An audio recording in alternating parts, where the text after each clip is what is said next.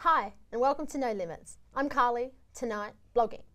The power of storytelling is amazing for people with disabilities. It's therapeutic for the storyteller and educational for the audience. It can help with fundraising and creates connectedness with people in other situations that are similar. It can also foster friendships between storytellers and their readers. I'm a storyteller. I have a blog that I've been writing for 5 years. I've won some awards.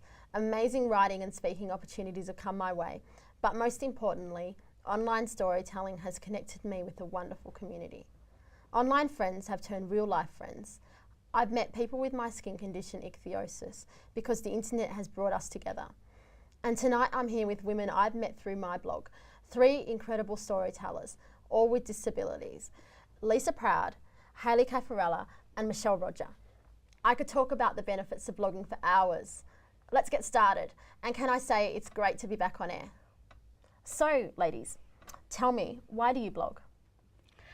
I blog over at Life at My Level, and I blog as a person of short stature.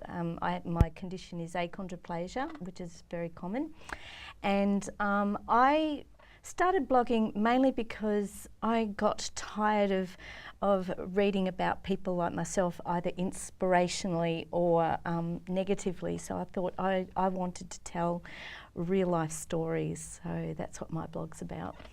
Great, thanks. And Hayley? I blog at relicafa.com and I have complex regional pain syndrome, or CRPS, which is quite a rare nerve disorder. I started blogging because there was no one telling a story like mine. I couldn't find much information, not just about the disorder because it was rare, but just what could I expect from life, what was I still going to be able to do, and because it is rare, the treatment options are quite varied, so it's really good to be able to share what's working for you, what's not working for you, just to get the information out there to other people that are going through similar things. And Michelle? I blog at livingwithbob.com. My blog, I've been blogging for 5 years as well, and my blog sort of started off initially as just describing my life, a bit like what Leisa was saying, having my own voice and explaining what it's like to live with my disorder, which is a form of dysautonomia, which is another neurological condition. Trying to get that out there to other people, and then it sort of developed over time to take a bit of a different tangent and looking at disability issues, chronic health issues, and even just things like doctor-patient relationships as well, because I spend a lot of time in the medical system. Mm-hmm. So tell me, Hayley, what have the benefits been for you blogging? Predominantly just creating a sense of community. I've met so many people from all around the world who have this same condition as me, and even though we're all kind of living in isolation, we're able to connect through the internet and tell our stories to each other and relate about, you know, life, which is what socialising is all about. So absolutely that, along with the therapeutic benefits of just working through my story.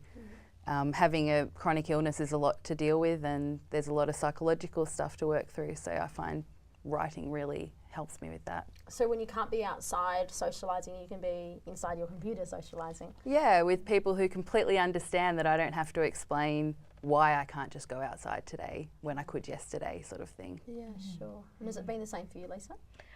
Yeah, I've really found it quite therapeutic, really, because even though of course I've had this condition all my life, it has been kind of like a slow awakening of what that actually means. I didn't really become aware of the difference per se until I was about 13, and so it's been very, very slow, and so I kind of write to work out how I feel about it, and work through some of the experiences that I've had over my life. So, and then of course those stories go out to other families, and so yeah, it's kind of kept me in touch with other people with short stature and different conditions of short stature, so yeah, been really great. On you, Michelle? A lot of the same things, again, like that sense of community. When I first started blogging, well actually when I was first diagnosed, I've been sick for 8 years now, there was pretty much no information out there. It's not a really well understood collection of disorders, and I think I found one Facebook group in 2009, and that was it. That was sum total of it. So when I started blogging, there was maybe 1 or 2 other people blogging, but that's it. And to start that sense of community, and then, you know, more people have come on board, and it's supporting me as much as supporting other people, I think is really important. And also that connection with the entire chronic illness disability community. So it's not just people with dysautonomia who read my blog, it's people with a whole range of issues, because we share a lot of common events, a lot of common issues with the community and medical system, and just even coming to terms with being sick. I think Hayley's probably got the same thing. You know, I went from relatively well to suddenly really ill, and then having to leave work, and I can't drive, and all those things, contending with that, being able to write the blog is brilliant. Fantastic. And do you connect with people without disabilities as well? Yes, definitely. So it's been a great awareness tool as well. I think a lot of people don't understand, like you can say a disorder name, even something relatively well known, say MS, and people know roughly what's involved, but hearing that day-to-day issue, I think the real living as opposed to clinical facts, I think is the big thing that's missing or has been missing in the wider community. And I think that's what blogging can give all of us.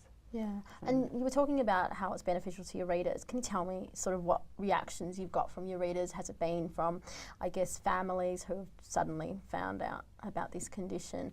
Has it been from any medical specialists? It's been a real variety. So primarily at the start it was other patients going, oh my God, there's someone else like me out there, you understand it. And you know, I got a ton of emails. I still get that now, because it's just to see your disorder written in a way you can comprehend as well. You know, like passing out on the tiles in the bathroom is really common, and other people can then go, I do that too.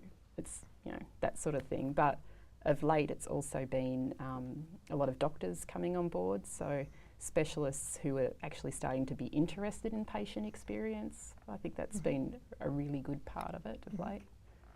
We have to go to a break now, but we'll be back after the break, and we'll have plenty more to chat about after that. Thank you so much.